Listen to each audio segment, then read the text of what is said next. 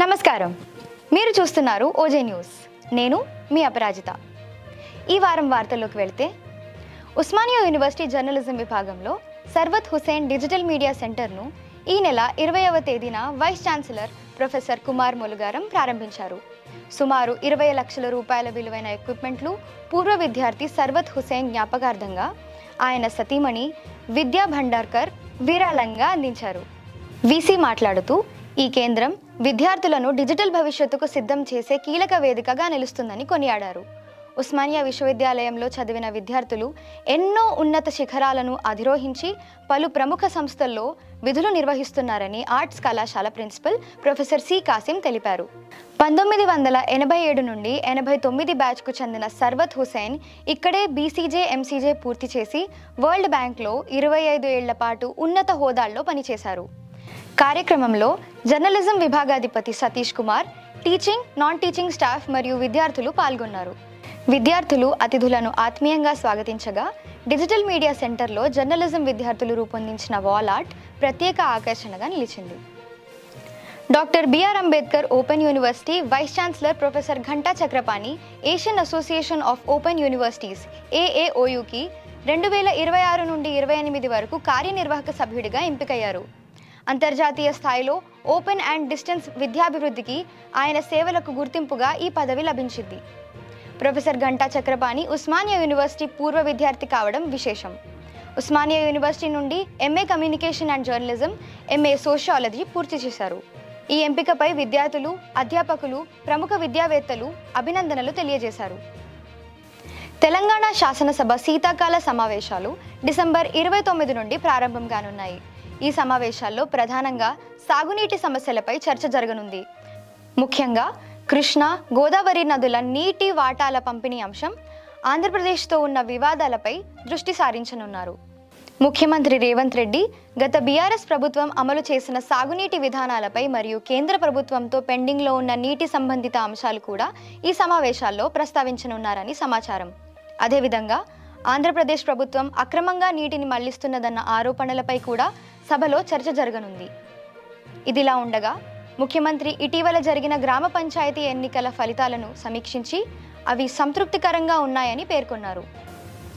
అణు ఇంధన రంగంలో ప్రైవేటు భాగస్వామ్యాన్ని అనుమతించే బిల్లును పార్లమెంట్ ఆమోదించింది. Sustainable harnessing and advancement of nuclear energy for transforming India Shanti పేరుతో రూపొందించిన ఈ బిల్లును డిసెంబర్ 17న లోక్సభలో, డిసెంబర్ 18న రాజ్యసభలో ఆమోదం పొందగా, డిసెంబర్ 21న రాష్ట్రపతి ద్రౌపది ముర్ము దీనిపై సంతకం చేయడంతో చట్టంగా మారింది. శాంతి చట్టం ద్వారా మొదటిసారిగా ప్రైవేటు సంస్థలకు కూడా అణుశక్తి రంగంలో పెట్టుబడులు పెట్టడానికి, ప్లాంట్లను నిర్మించడానికి అనుమతి లభించింది. ఇండియా, న్యూజిలాండ్ మధ్య సమగ్ర స్వేచ్ఛా వాణిజ్య ఒప్పందం FTA చర్చలు 2025 డిసెంబర్ 22న విజయవంతంగా పూర్తయ్యాయి.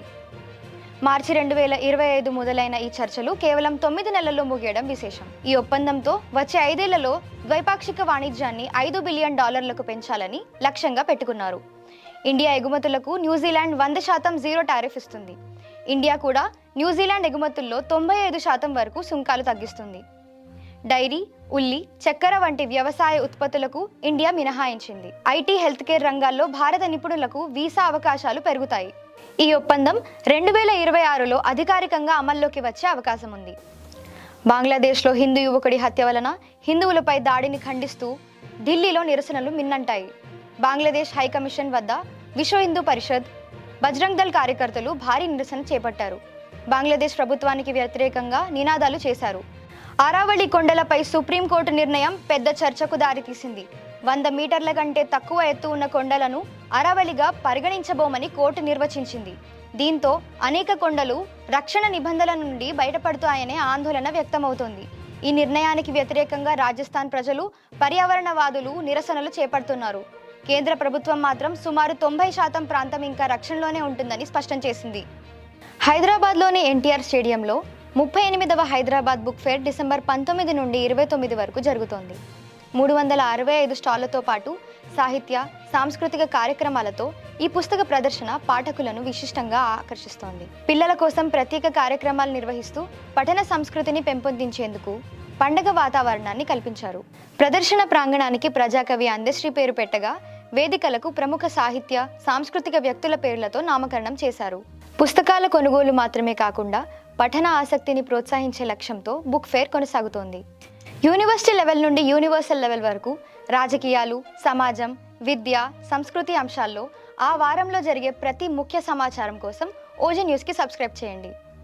ఇవి ఈ వారం వార్తలు. వచ్చే వారం మరిన్ని వార్తలతో మళ్ళీ కలుద్దాం. అంతవరకు సెలవు.